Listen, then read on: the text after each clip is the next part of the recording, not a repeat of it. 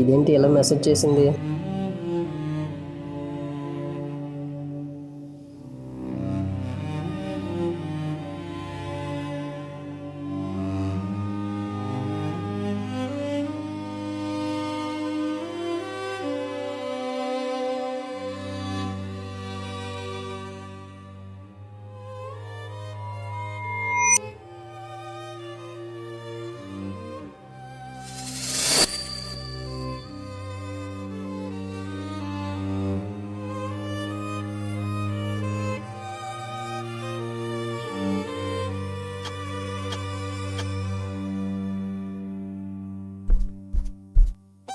సుశాంత్ లేవరా, సుశాంత్.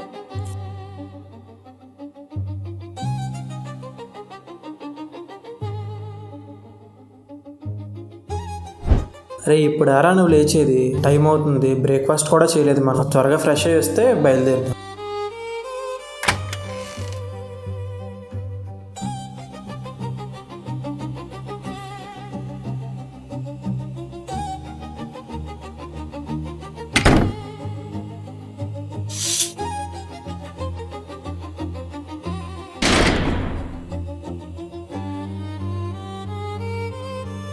అరే రేపు 4 days హాలిడేస్ కదా, ఇంటికి వెళ్ళరా. అవునరా, వెళ్దాం అనుకుంటున్నాను. చాలా రోజులు అయింది కదా. రిజల్ట్ అంటున్నారు కదరా, కొంచెం భయంగా ఉంది. అరే రిజల్ట్స్ వస్తాయిరా. అరే అవునరా, రిజల్ట్లు వచ్చాయరా. అవునారా? అరే నేను అన్ని ఆల్ క్లియర్ రా. అరే నావి కూడా అన్ని క్లియర్ రా. నీవురా సుశాంత్? అరే నాకు చూడాలంటే భయం వేస్తుందిరా. అరే సుశాంత్, నీ 4 ఉండిపోయారా? చెప్పరా. వినయ్ గారు సరదాకే అంటున్నాడు కదా. అరే నిజమేరా, మమ్మల్ని నమ్మకపోతే నువ్వే చూసుకోరా బాబు. అరే నిజం చెప్పరా, నిజంగానే 4 సబ్జెక్ట్ ఉండిపోయారా? చూసావా?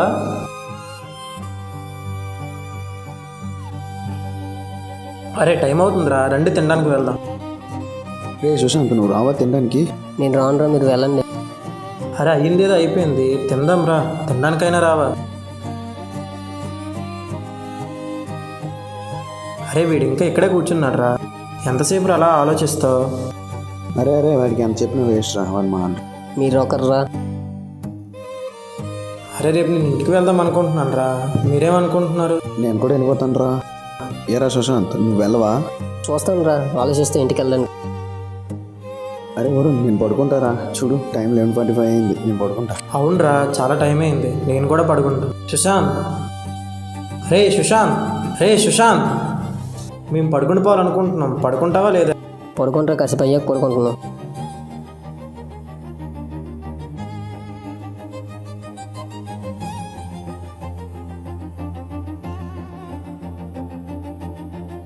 రే సుశాంత్, లేవురా.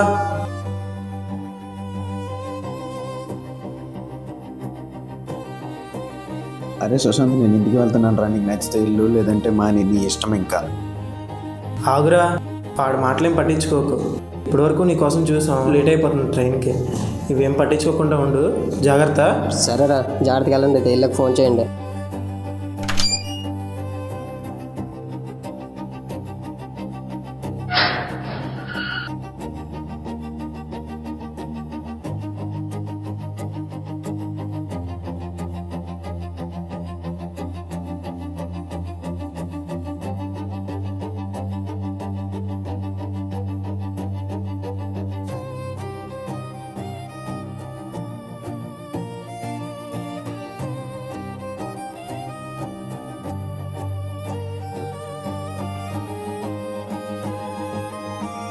అసలు ఏం చేస్తున్నానో తెలియడం లేదు. అసలు నా పేరు నేను ఎందుకు పుట్టానో వాళ్ళకి బాగా అవడానికి తప్ప. వాళ్ళు నన్ను కన్నందుకు వాళ్ళకి నా వాళ్ళు బాగా మిగిలేలా ఉంది.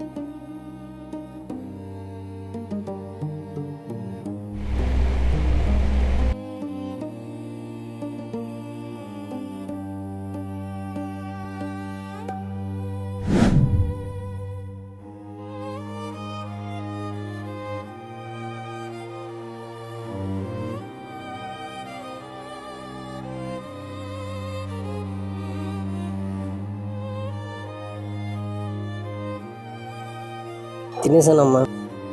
వాళ్ళ మధ్యన వెళ్ళిపోయారు. నాన్న నువ్వు తినేసారా? తమ్ముడు బాగున్నారా? సరే అమ్మ, ఉంటాను. నా మీద ఎంతో హోప్స్ పెట్టుకుని నా పేరెంట్స్ కూడా ఏం చేయలేకపోతున్నా. ప్రేమించిన అమ్మాయి కూడా దూరం అయిపోయింది. నాకే ఎందుకు ఇలా జరుగుతుంది? నాకేం చేయాలో అర్థం కావట్లేదు దేవుడా. నాకు నువ్వే దారి చూపించాలి. ఏం చేయాలో దయచేసి దారి చూపించు దేవుడా.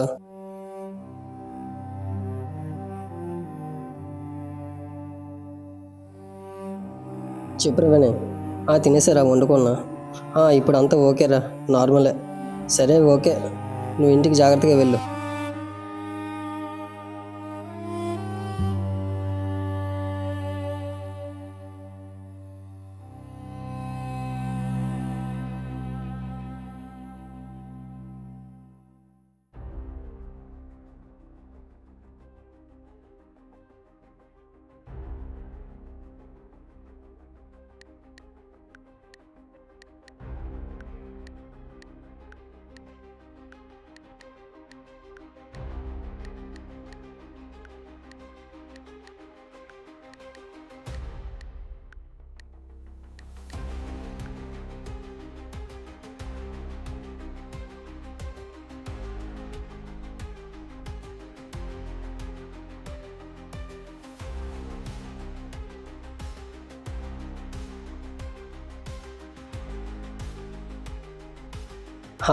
ఇలాంటివి చాలాసార్లు చూసాంలే.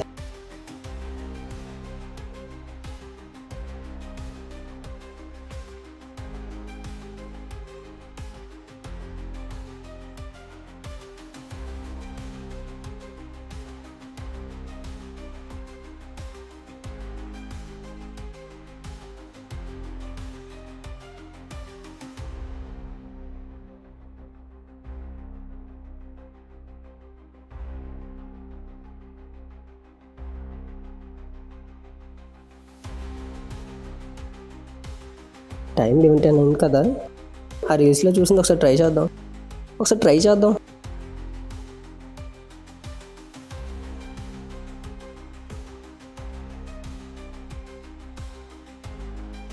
బ్లాక్లే అయిన ఇవన్నీ జరుగుతాయి ఏంటి?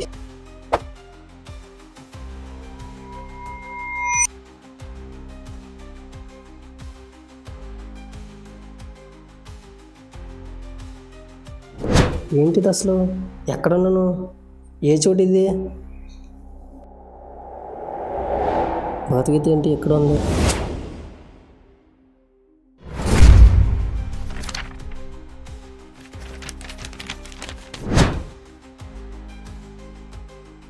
అసలు నేను ఎక్కడున్నాను? ఏంటి సడన్గా భగవద్గీత బుక్ మూసుకుపోయింది? ఏంటి భగవద్గీత బుక్ మాయమైపోయింది సడన్గా?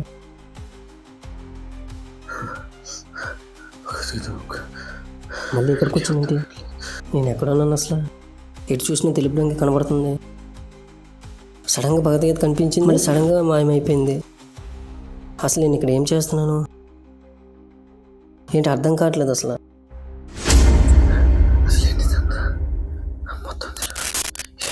హాయ్ సుశాంత్, ఎలా ఉన్నావు ఏంటి? ఎవరు మీరు? ఏంటి సుశాంత్, మొత్తం కొత్తగా ఉందా? ఎవరు మీరు? వాయిస్ వినిపిస్తుంది కానీ మీరు కనిపించట్లేదు. నా కోసం ఎందుకు కానీ నీ కోసం నాకు మొత్తం తెలుసు. ముందు నువ్వు ఎవరో చెప్పు, తర్వాత నా గురించి చెప్దూలే. నా కోసం తెలుసుకోవాలని ఉందా? అయినా నా కోసం తెలుసుకుని ఏం చేస్తావులే. ముందు నువ్వు ఎవరో నా ముందుకొచ్చి మాట్లాడు. ఇంతకీ 4 సబ్జెక్ట్స్ ఉండిపోయాయంట కదా? అదంతా నీకు అవసరం లేదు. ముందు నువ్వు ఎవరో చెప్పు, తర్వాత దాని గురించి మాట్లాడదు. మరి 4 సబ్జెక్ట్స్ ఉండిపోయాయి కదా, సప్లై రాస్తావా? రాస్తా, లేకపోతే లేదు. అదంతా అడగడానికి నువ్వెవరు అసలు? సరే నేను దేవుడిని. ఏంటి దేవుడివా? అనడానికనే నోరేలా వచ్చింది నీకు అసలు? నిజమయ్యా స్వామి, నేను దేవుడినే. సరే దేవుడి గారు, ఇంతకు నేను ఎక్కడున్నాను చెప్పండి. నువ్వు నా కంట్రోల్లో ఉన్నావు, అంటే నా ప్రపంచంలో ఉన్నావు. అసలు నేను ఇక్కడికి ఎలా వచ్చాను? నువ్వెక్కడికి రాలేదు, నువ్వు ఉన్న దగ్గరే నువ్వు ఉన్నావు. నాకేం అర్థం కాలే. మీ వాయిస్ మాత్రం వినిపిస్తుంది కానీ మీరు కనిపించడం లేదు. దేవుడికి పర్టికులర్గా రూపం ఉంటుందా? మనం కొలిచేబట్టే ఉంటుంది కదా. బాగా లాజిక్స్ మాట్లాడుతున్న దేవుడా నువ్వు. నిజమేలే. అయితే నా గురించి మొత్తం తెలుసా? సరేలే, నువ్వు ఇంకా వెళ్ళే టైం వచ్చింది. ఎక్కడికి?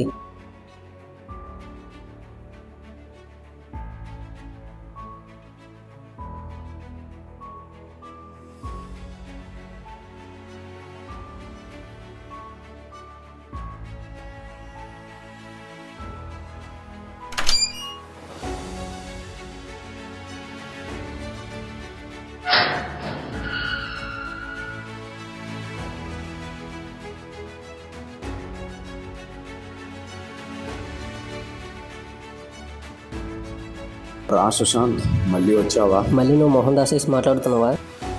నేను దేవుణ్ణి కదా, అలానే చేస్తాను. దేవుడా నీకు నమస్కారం.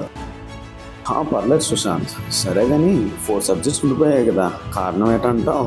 కోసం అంతా తెలుసు అంటున్నావు కదా, కారణం ఏంటో నీకు తెలీదా? తెలియదు సుశాంత్, చెప్పు. మరి నా గురించి అన్నీ తెలుసు అన్నావుగా. అన్నీ తెలుసు సుశాంత్, ఇది ఒక్కటి తప్ప. ఎందుకు నేను విడిపోయామనే బాధ వల్ల, అదేగాక డిప్లొమా కంప్లీట్ అయ్యాక బీటెక్ జాయిన్ అవ్వడానికి మంచి ర్యాంక్ రాక 1 year ఇంటి దగ్గర ఉండిపోయిననే బాధ వల్ల చదవాలనే ఇంట్రెస్ట్ రావట్లేదు, చదివినా గుర్తుండడం లేదు. ఓ, అయితే ఇవే కారణం అంటావు? మ్యాక్సిమం ఇవే. అచ్చా, సూపర్. అయితే ఇదే నా కారణం? ఇదే కారణం. మరి నాకేంటి మొత్తం నీ తప్పే కనిపిస్తుంది? అవునా? ఏ విధంగా అనిపిస్తుంది? లవ్లో కూడా లాయల్గా ఉన్నా, పైగా మంచివాడిని, నీకేం తప్పుగా అనిపిస్తుంది? నిజమేలే, పెద్ద ప్రాబ్లమే అయితే. అదే కదా నేను చెప్పేది. అయినా సరే నాకు మాత్రం నీదే తప్పు కనిపిస్తుంది. ఎందుకని అనుకున్నావు 10 సార్లు అదే మాట? సరేలే, నీ టైం అయిపోయింది, వెళ్ళు. ఏంటి నిన్నట్లాగేనా?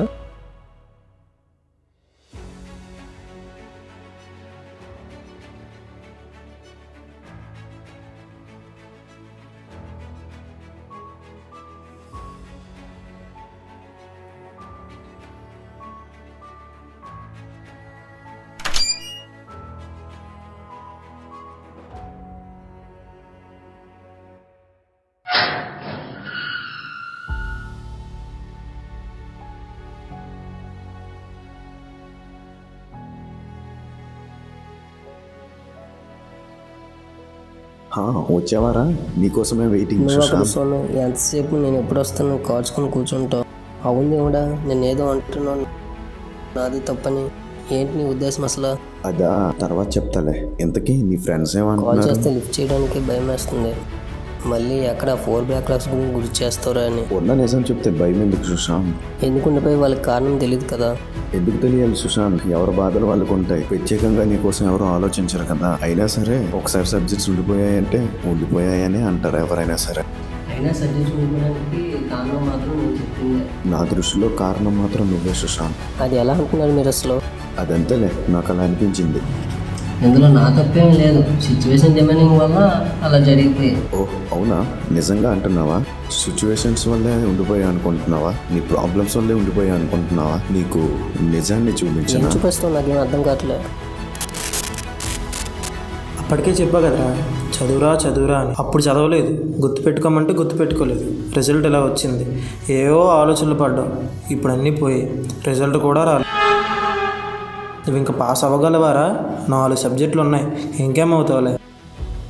ఇప్పుడు బుద్ధి వస్తుందా చదువుకోవాలని చెప్పి? మేము ఏదైనా చెప్తే నువ్వేంట్రా మాకు చెప్పేది అనేటోడివి. ఇప్పుడు ఎక్కడరా మొహం పెట్టుకుంటావు? మొహం ఎత్తగలవా? ఇంక నీ పని ఇంతేలే, ఇన్స్టా రీల్స్ చూసుకొని అలా బాధపడుతూ ఉండు. ఇంక నువ్వు ఉండి వేస్ట్, పాస్ అవ్వలేవురా, పాస్ అవ్వలేవురా. ఎందుకు ఇలా చేసావురా? ఒక్క ఉపయోగం కూడా లేదు నీ వల్ల. ఏడుస్తున్నావా?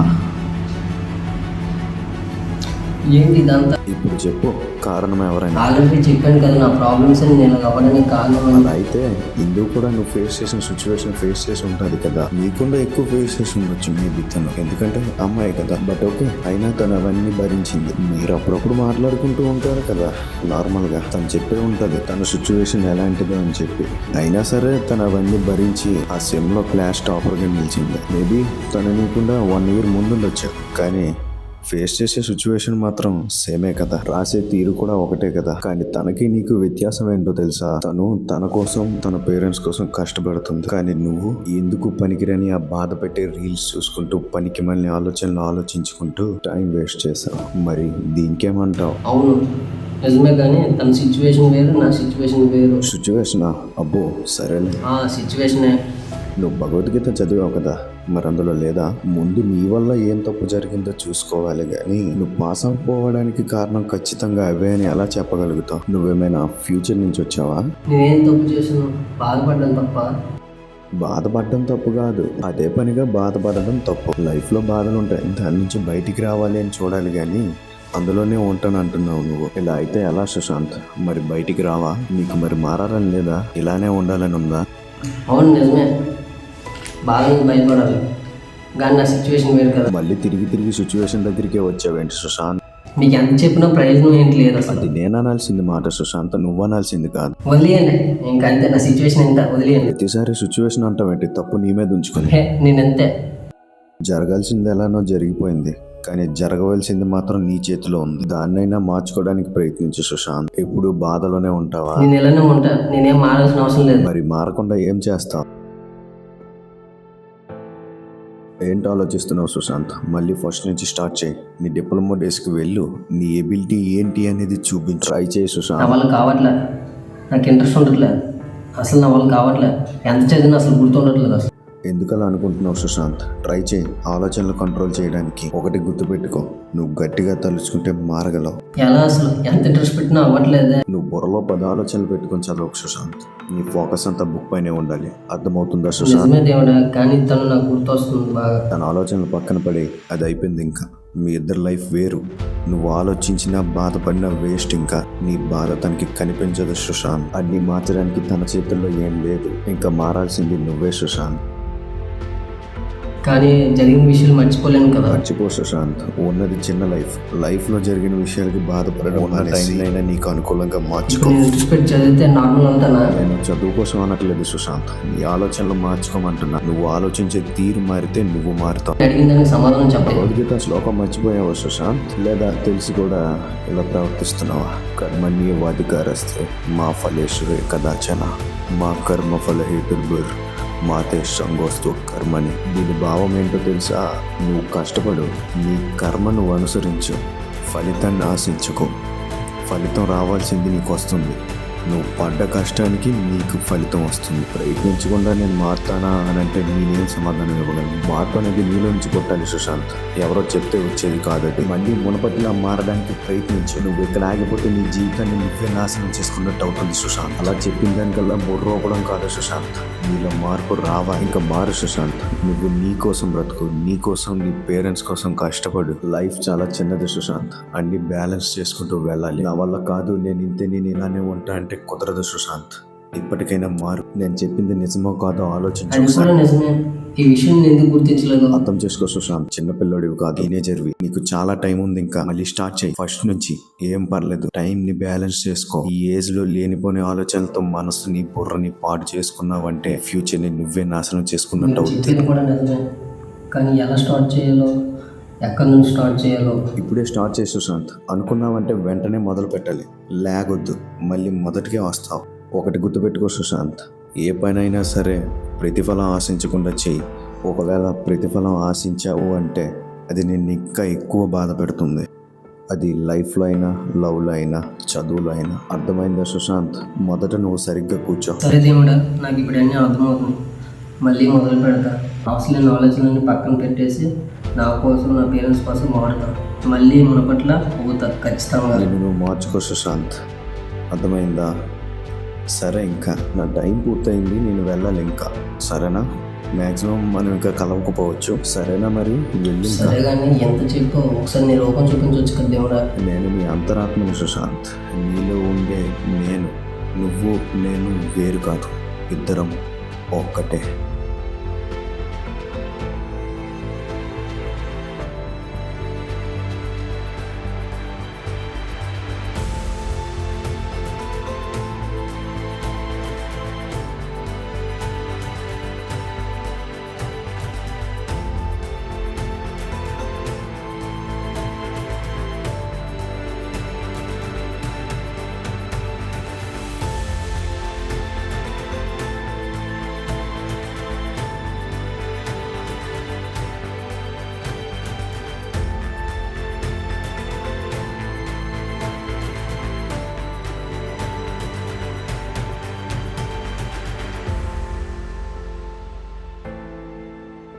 అసలు ఈ సినిమా పేరు ఏంటి అని చూస్తున్నారా?